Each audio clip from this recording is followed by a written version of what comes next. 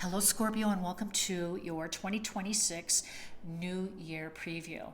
We are going to get started by taking a look at some of these major planets and events that are coming in 2026, changing signs, making dramatic shifts, and just kind of reordering our whole world and specifically, your life. We're going to draw a few tarot cards for each of those events and planets and talk about what that means for you. All right, here we go for Scorpio for 2026. Queen of Pentacles, Nine of Swords, Knight of Wands.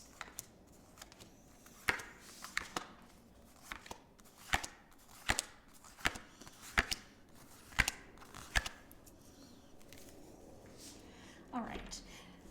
So Neptune is known as the planet of sacrifice and spirituality and mysticism and psychic abilities.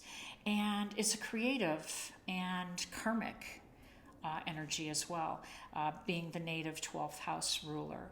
And it also can be self-sabotaging, though, kind of getting in the own way and, putting on rose-colored glasses and maybe things aren't really what they seem. We just make them out to be better than what they are. So maybe not real practical is what I'm saying. It's the dreamer. It's, the mystic. So we know that Neptune is going into Aries January, and it looks like this Knight of Wands energy is coming in and carrying a message. And so I think that message for you is, first of all, this is going to land in your sixth house of work and health and daily habits, kind of how you roll through life. And I think your lifestyle is getting ready to change dramatically, Scorpio. The Knight of Wands is a passionate energy, and the Knights move very quickly and in a different direction. And the Knight of Wands loves expansive adventure, doing new things. It is all about the future. It's not about the past. It's about moving on. It's about changing and exploring and growing. So I love that coming in for you. Your lifestyle is about to radically change. Now, it's got you a little worried. This is the Nine of Swords coming in. It's got you in your head a little bit thinking, if I, sacrifice, because that's what Pisces and Neptune are about, what am I giving up? What's going to go away? What am I walking away from when I really don't know what I'm moving into? I just know that I should. Well, guess what? You're moving into a better, calmer, beautiful, abundant environment. That could be your lifestyle. I love the Queen of Pentacles. The Queen of Pentacles is hearth and home. She is a homemaker and a home provider, and she is all about beautiful settings, fine robes and a crown and an easy chair to sit in.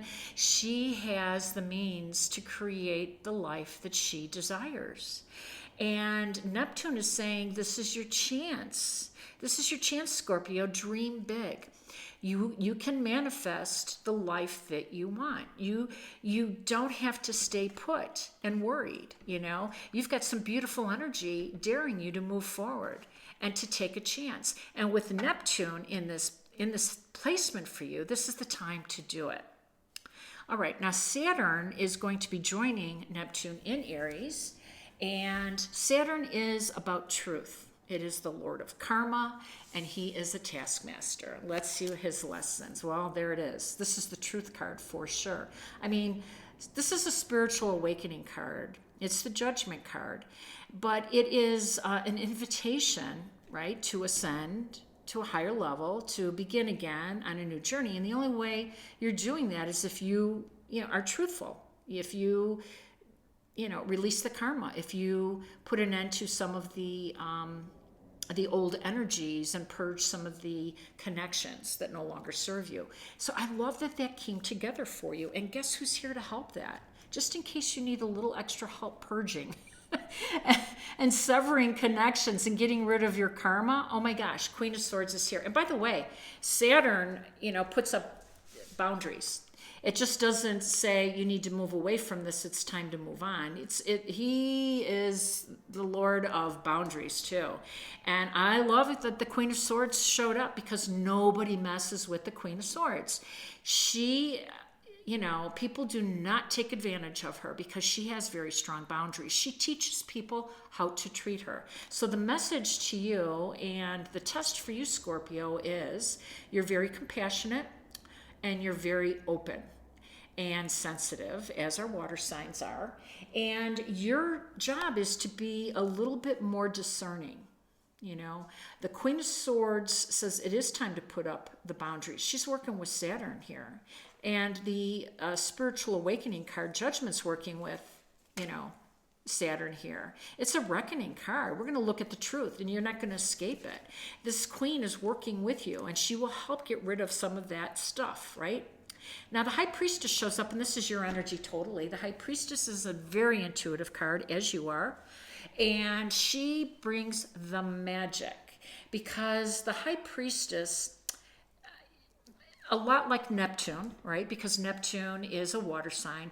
There's a lot of mysticism and intuition in Neptune, and the High Priestess is really comfortable here. I like that all these cards are coming together. There's some synergy. It's tight. It's a tight story for you, Scorpio. So the message is what?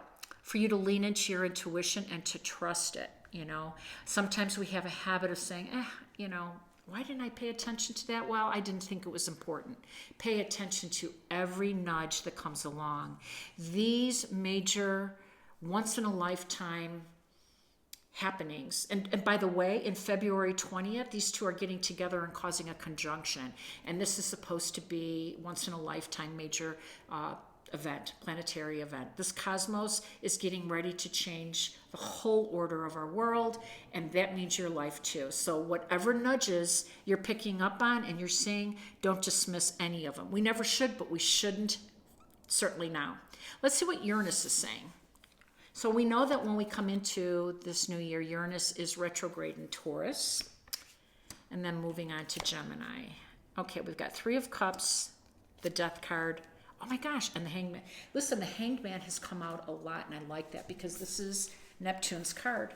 And I told you that this is a tight reading. This is a real synergistic reading, this tight storyline. And I am loving it. So let's see what we can find out about Uranus for you. So yes, it's retrograde in Taurus. This is in your 7th house. So you've got some relationship reviews that you're going to be going over. And I love it because this is your circle of friends. This Three of Cups shows that you have had this tight group that's been there for you, that's been,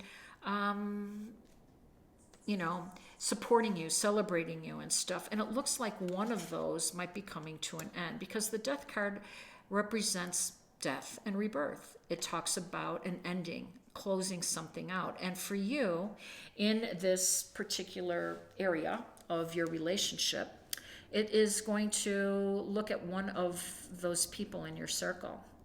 Now, the Hanged Man, again, is Neptune's energy. And what does Neptune say? Surrender.